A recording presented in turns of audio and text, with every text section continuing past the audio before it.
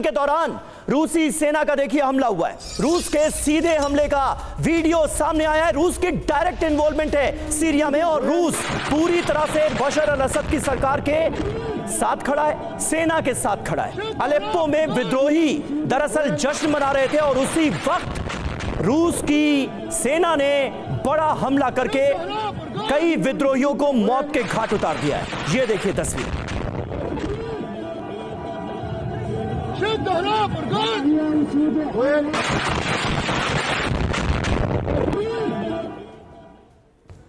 तो सीरिया में बड़ा जवाबी अभियान शुरू हो चुका है। रूस सीरियाई सेना का संयुक्त अभियान चल रहा है। पूर्वी इदलिब के इलाकों पर बारूदी बौछार की गई है। विमान से ग्रामीण इलाकों में गोला बारूद बरसाया गया। विद्रोहियों के ठिकानों को निशाना बनाया जा रहा है।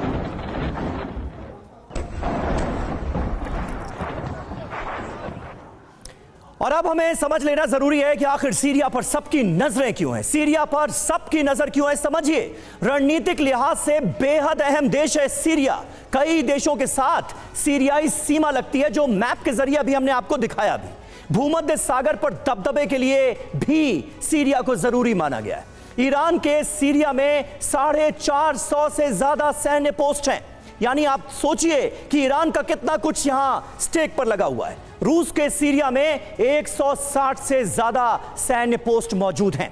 हमारे सहयोगी सुमित चौधरी हमारे साथ मौजूद हैं। सुमित, हिजबुल्लाह की ताकत क्या थी, आज की तारीख में हिजबुल्लाह क्या रह गया है, आप बखूबी समझते हैं। क्या यह एक बड़ी वजह है ईरान का कंपैरेटिवली कमजोर होना, हिजबुल्लाह की ताकत का कम होना और सीरिया में एक बार फिर विद्रोहियों और आईसिस अलकायदा के आतंकियों का सिर उठाना, अमेरिका का उसे साथ मिलना? कैसे आप इस पूरी पोजीशनिंग को बयां करेंगे? समीर, आपने वैसे तो समीकरण बहुत क्लियरली बता दिया, लेकिन सबसे इंपॉर्टेंट बात ये, सीरिया ईरान के लिए एक ऐसा आप कह सकते हैं कि एक प्रैक्टिस ग्राउंड था जहां से लगातार वो इजराइल पर, मेडिटेरियन सी के अंदर या दूसरे देशों के अंदर आराम से अपने अपने जो प्लेयर्स हैं, प्रॉक्सीज हैं, उनको ना सिर्फ उनको ट्रेन करता था, उन तक आर्म्स एंड एम्युनिशंस के रूट तक डिसाइड करता था। और इसमें बहुत बड़ा सपोर्ट रशिया का भी था। रशिया खासतौर पर आपने होम्स और आपने दूसरी जगह बताई, इन इलाकों के आसपास रशिया ने बहुत बड़े बड़े नेवल बेस बना रखे हैं अपने। और अभी इंपॉर्टेंट ये हुआ है कि इजराइल और अमेरिका को ये समझ में आ गया कि अगर उन्होंने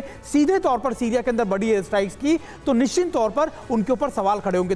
तो ऐसे में एक ऐसी सिचुएशन, एक ऐसी चीजें प्रोवाइड की जाए ताकि आराम से उनको उन इलाकों के अंदर टारगेट किया जा सके। और यही वजह है कि आप देखिए असद सरकार के ऊपर चैलेंज भले ही बन रहा हो, लेकिन सीधे तौर पर अमेरिका का इन्वॉल्वमेंट वहां पर आपको दिख रहा है, टर्की का इन्वॉल्वमेंट आपको दिख रहा है। और सीधे तौर पर आप ये भी देखिएगा कि इनका पूरा फोकस होगा ईरान के प्रॉक्सीज या आप हिजबुल्लाह कह लीजिए, दूसरे प्रॉक्सीज कह लीजिए, उनको टारगेट करना, उन इलाकों से साफ कर देना जो सीधे तौर पर इजराइल नहीं कर पा रहा था। तो एक तरीके का ये सारा सपोर्ट सिस्टम सिर्फ और सिर्फ इजराइल ने आप कह सकते हैं कि ईरान को या फिर हिजबुल्लाह को खात्मे के लिए किया है। और आप मान के चलिएगा कि बहुत जल्दी आप अलेप्पो, इडलिब, होम्स और इन इलाकों के अंदर आप देखेंगे कि बहुत तेजी से ये रेजिस्टेंस फोर्सेस बहुत इलाकों को कैप्चर कर बैठेंगी। बिल्कुल। और देखिए, रूसी सेना ने विद्रोहियों के ठिकानों पर बमबारी की है। रूसी वॉर प्लेन ने एचटीएस लड़ाकों को टारगेट किया है और इदलिब में एचटीएस लड़ाकों पर हवाई हमले किए गए हैं।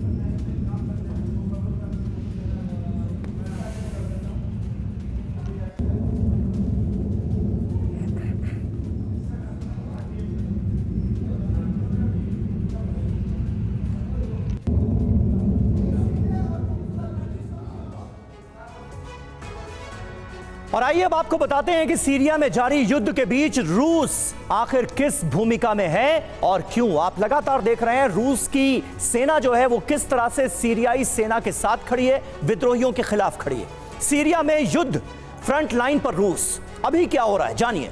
विद्रोहियों पर रूसी लड़ाकू विमानों का हमला हुआ है। सीरिया की तरफ से रूस बड़ी एयर स्ट्राइक कर रहा है।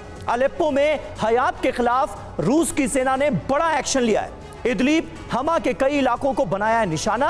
जहां जहां हयात का कब्जा हो गया था वहां पर अब पुतिन की सेना एयर स्ट्राइक कर रही है। 8 साल के बाद लौटा है हयात। 8 साल बाद अलेप्पो में हयात का अटैक हुआ है। 2016 में अलेप्पो से हट गया था हयात का कब्जा। रूस, ईरान की मदद से हयात को खदेड़ दिया गया था। अलेप्पो पर 2016 में असद सरकार काबिज हुई। 4 दिन पहले अलेप्पो पर फिर से हयात का कब्जा हो गया है, इसलिए यह डेवलपमेंट बहुत महत्वपूर्ण माना जा रहा है। ब्रिगेडियर शरदेंदु, ये जो डेवलपमेंट है, ये हम सब जानते हैं कि पिछले 8 सालों से अगर बशर अल असद की सरकार सीरिया में टिकी हुई थी तो उसके पीछे 2 मुल्क थे, पहला रूस, दूसरा ईरान।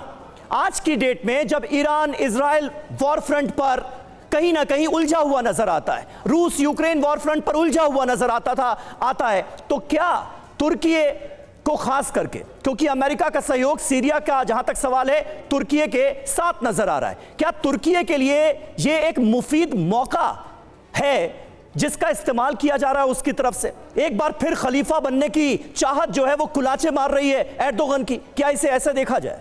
देखिए, एर्दोगन साहब का यहाँ पे जो सीरिया में इंटरेस्ट है, मेरा मानना है ये कुर्द लड़ाकों का खात्मा करना चाहते हैं। कुर्द की प्रॉब्लम से देखिए, जो उनके देश है काफ़ी दिनों से लड़ता आ रहा है और तमाम तरीके के रिसेंटमेंट है। उनके यहाँ इलेक्शन में भी उनका सपोर्ट कुछ डाउन हुआ था, लेकिन सेकेंड फेज के इलेक्शन में वो जीत के आए। और एक उनकी मंशा है पूरे मिडिल ईस्ट में एक मुस्लिम राष्ट्र और मुस्लिम राष्ट्रों का नेतृत्व करने के लिए, उसके तहत ये काम कर रहे हैं। और जब तक बशर अल असद की सरकार है, वो एक देखिए फंडामेंटली सरकार नहीं है, सेकुलर सरकार है। और जो फंडामेंटलिस्ट फोर्सेस हैं जो आज की डेट में रेबल का काम कर रहे हैं, जिसमें सुन्नी क्या बहुतायत लोग हैं, वो सत्ता पलट करना चाहते हैं। एक तरफ डेमोक्रेटिक फोर्सेस सत्ता से उनको हटाना चाह रही है, लेकिन जो रशिया का यहां इन्वॉल्वमेंट है, मैं देखता हूं कि वो उसकी साख है। देखिए, 2011 से ये अटेम्प्ट है कि यहां पे सत्ता परिवर्तन किया जाए, एक फंडामेंटलिस्ट फोर्सेस को सत्ता में लाने की कोशिश है, लेकिन रशिया की मदद से बशर अल असद की सरकार अभी तक बनी हुई है।